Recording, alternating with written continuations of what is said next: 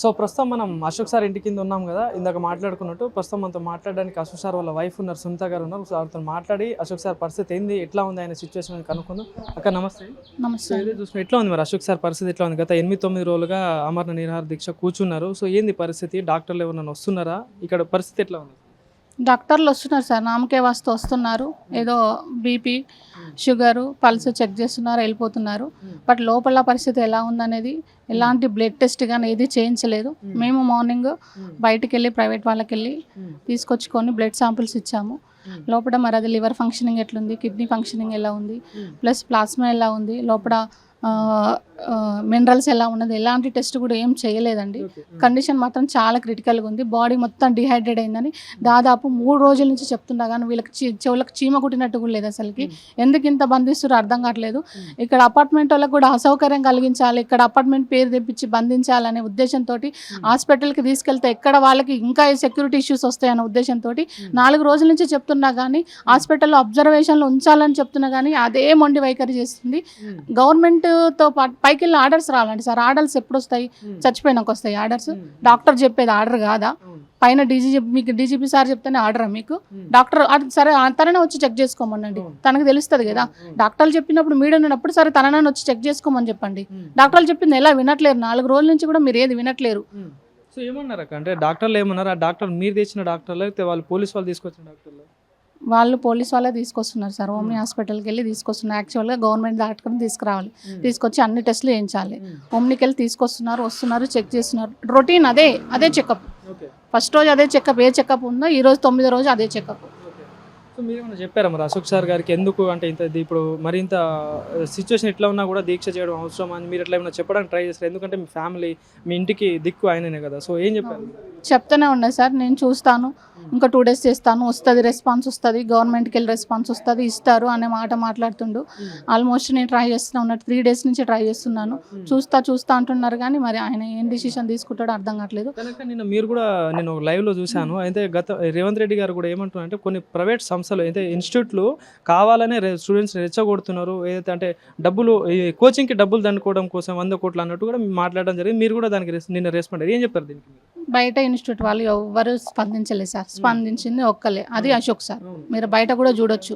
ఏ institute డైరెక్టర్లు కానీ faculties కానీ ఎవరైనా బయటకు వచ్చిరో మీరు కూడా చూసారు, ఎవ్వరూ రాలేదు. నిలదీసింది ఒక్కరే. అది ఈ రోజు కాదు, 3 సంవత్సరాల నుంచి నిలదీస్తూనే ఉండు చేసిండు. అప్పుడు బీఆర్ఎస్ పార్టీలో ఉన్నప్పుడు చేసిండు, ఇప్పుడు కాంగ్రెస్ పార్టీ. మనకి ఏ పార్టీ కాదు సార్, అక్కడ అన్యాయం ఉందా లేదా, పిల్లలకు న్యాయం జరుగుతుందా లేదా, అదొక్కటే చూసారు తప్పించి పార్టీలది మాకు సంబంధం లేదు. పార్టీల రంగులు బుయ్యకండి, కోచింగ్ ఇన్స్టిట్యూట్లు అనకండి. మీకు ఎట్లా సంస్థలు ఉన్నాయి, మాకు కూడా ఒక సంస్థ. మేమైతే వేల ఫీజులు పెట్టయితే దండుకునేది ఏం లేదు.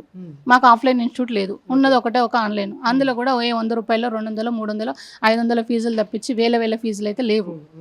అది వాళ్ళు కూడా చూస్తే వాళ్ళకు కూడా అర్థం అవుతుంది. అది కోచింగ్ అంటే చుట్టుపక్కల మీ అపార్ట్మెంట్ లో, ఎందుకంటే మీరు ఇప్పుడు ఓన్ అపార్ట్మెంట్ అనేది ఎవరైనా సార్, ఎవరైనా కూడా వాళ్ళకి కూడా కంఫర్టబుల్ గా ఉండదు. ఎందుకంటే వస్తూ పోతూ ఉంటే ఈ పోలీసు వాళ్ళని చూస్తే ఎవరికైనా భయం అవుతుంది. సరే మేమంటే 4 ఏళ్ళు 5 ఏళ్ళ నుంచి చూస్తున్నాం కాబట్టి మాకేం అనిపిస్తలేదు. వాళ్ళు కొత్త వాళ్ళు, వీళ్ళందరూ చూస్తే వాళ్ళు కూడా భయభ్రాంతులకు గురవుతారు. ఆడంగా పక్క గల్లీలోకి వెళ్ళిపోయే పోలు ఇక్కడ ఏం జరుగుతుందని ఈ గల్లీలోకి వెళ్ళిపోయే సిచ్యువేషన్ ఉంది. ఇప్పుడు అసలు ఏం జరుగుతుంది, ఇక్కడ ఏమైంది, ఇన్ని రోజుల నుంచి పోలీసు వాళ్ళు ఎందుకుంటారు? అపోహలు సృష్టిస్తున్నారు. ఏం జరుగుతుంది, ఇక్కడ ఏమైనా అయ్యిందా, ఎవరైనా సూసైడ్ చేసుకున్నారా, ఎవరైనా ఏమైనా మర్డర్ చేశారా అన్నట్టు ఈడంగా మొత్తం అక్కడంగా పోయే వాళ్ళందరూ ఈడంగా పోతున్నారు. అసలుకి ఈ అపార్ట్మెంట్ వల్ల కూడా మీరు ఏ ప్లాట్కి పోతారు, మీరు ఏ ప్లాట్, దేనికి వెళ్తున్నారు, మీ పేరేంటిది, ఇవన్నీ మీడియా వాళ్ళని వచ్చినా కూడా మీడియా వాళ్ళని కూడా రానివ్వట్లేదు. అట్లా మీ బంధువులు ఎవరైనా వచ్చినా వాళ్ళని రానిస్తున్నారు. పోనీ బంధువులు వచ్చినా కానీ మొత్తం డీటెయిల్స్ సార్ వచ్చింది.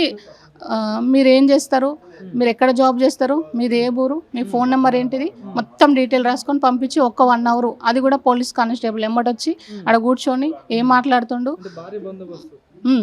వాళ్ళ లోపలికి వచ్చిన వాళ్ళ ఎమ్మట ఒక కానిస్టేబుల్ లోపలికి వస్తాడు, ఏం మాట్లాడుతారు అనేది. ఎవరైనా వచ్చారా అంటే ప్రతిపక్షాల నుండి కానీ, అంటే పరామర్శించడానికి, ఇప్పుడు గవర్నమెంట్ నుండి కానీ చూసుకున్నా కూడా ఎవరైనా స్పందిస్తున్నారు?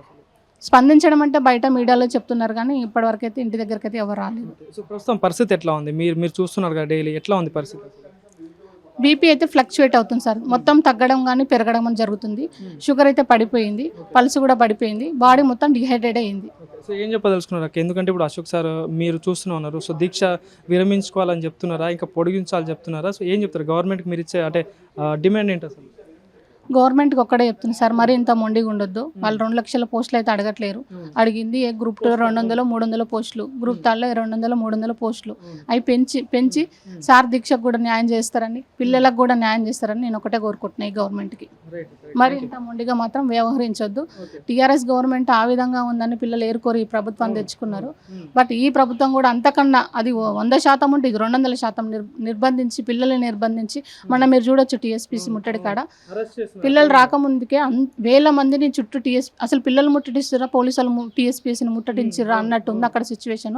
అంతమంది పోలీసులు వచ్చినా, అంతమంది పిల్లలు భయపడకుండా వచ్చిరంటే ఒకసారి వాళ్ళ లోపల ఏముందో ఒకసారి తెలుసుకునే ప్రయత్నం చేయండి. ఒక 10 మంది 20 మంది 30 మంది పిలిపించుకుంటారా, లేదా మీరే అక్కడికి వెళ్ళి మన రాహుల్ గాంధీ వచ్చినట్టు మీరే అక్కడికి వెళ్ళి వాళ్ళ సమస్యలు పరిష్కరిస్తారా, పరిష్కరించండి. ఒక ½ అన్ అవర్ కేటాయించండి. మధ్యవర్తులను పెట్టుకోకండి. మధ్యవర్తులు మిడిమిడి జ్ఞానంతో సగమే చెప్తున్నారు. వాళ్ళకు కోరుకుంటే వీళ్ళ ఒపీనియన్ మాత్రమే చెప్పుకుంటున్నారు. అలా కాకుండా పిల్లల్ని పిలిపించుకుంటారా, మీరు పిల్లల దగ్గరికి వెళ్తారా, ఒక ½ అన్ అవర్ వాళ్ళ కోసం కేటాయించి వాళ్ళ సమస్యలను తీర్చండి, అంతే. సో ఇదండి చూసుకుంటే ఇది అదే అశోక్ సార్ పరిస్థితి అయితే బాగాలేదని చెప్పేస్తే వాళ్ళ భార్య చెప్తుంది. ఎందుకంటే బీపీ డౌన్ అవుతుంది, బ్లడ్ అదే డాక్టర్లను కూడా రానివ్వట్లేదు, ఎవరిని కూడా రానివ్వట్లేదు. పోలీసులు అయితే ఎమ్మటే ఉంటున్నారు, చాలా నిర్బంధం చేస్తున్నారని చెప్పేసి వాళ్ళు చెప్తున్న వాక్యాలు.